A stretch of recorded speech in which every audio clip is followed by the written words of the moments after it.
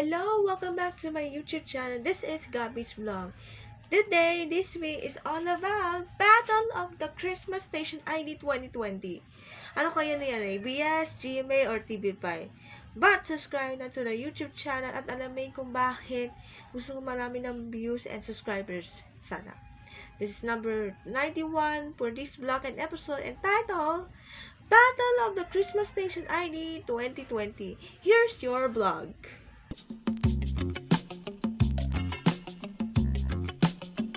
Okay, simulan na natin.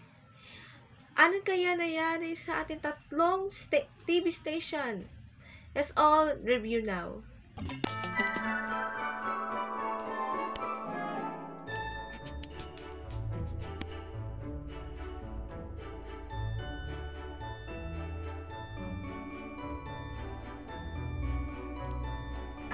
Simulan natin.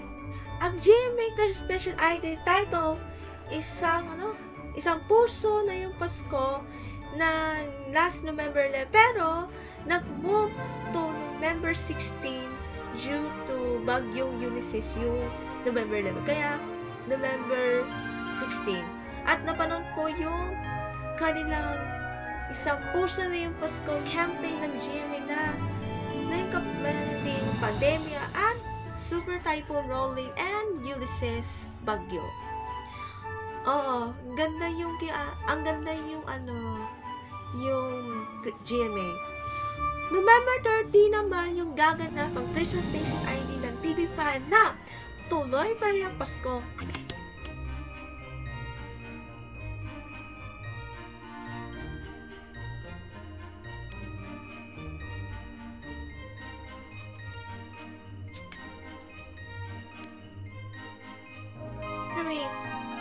Katrina Veranda, Layan Gairano, Darren Ong, and Billy Crawford.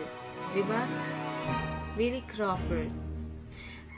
Yung sa kanta ay tuloy pa rin Pasko at may campaign pa para tumulong at donation about this pandemic scare. Okay? At ganda po yung theme at saka yung song ay concept na yan. December 1, kahit November kasi yung dapat magsimula ang Christmas Station. But December 1 ang gaganapin ang Christmas Station ID ng ABS-CBN na ikaw ang liwanag at ligaya.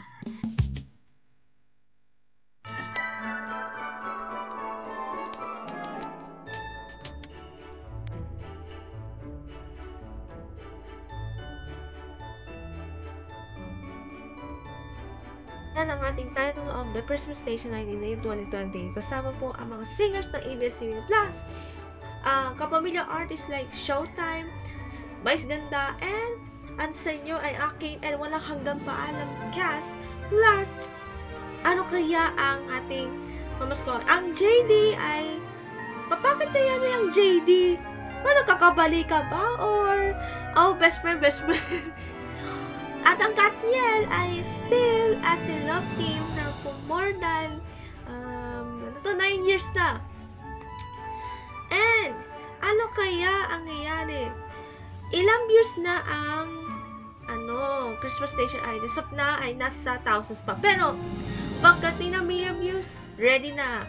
Kung 1 million na, kung okay na po siya, yan, tapos na. Million views na. Next time. So, ang review niya pala ay lahat nanalo. Lahat panalo, walang talo. Kaya, congratulations to all 3 TV stations, TV5, GMA7, and ABS-CBN. That's it for our review, and please go to YouTube channel of YouTube video kung ano po media views at kung bakit. Thank you very much. Oras na para sa ating Gabby's Mention.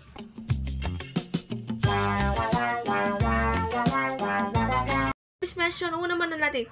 Hi, Miss Universe, Catriona Gray. Sana po, ma-meet na po and hope to meet you after pandemic. And the second, hello, Miss Philippines Earth Water, Just Manasigan. I hope to meet you after this pandemic.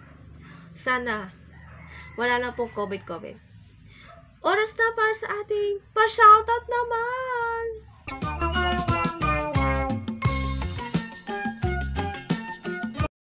teacher, Ma'am Irene Reyes, I love you and hope with each other. Sana ma-meet na po after the pandemic and the reunion of grade 6 next year. Thank you po. And hope to see you next vlog for more. Bye!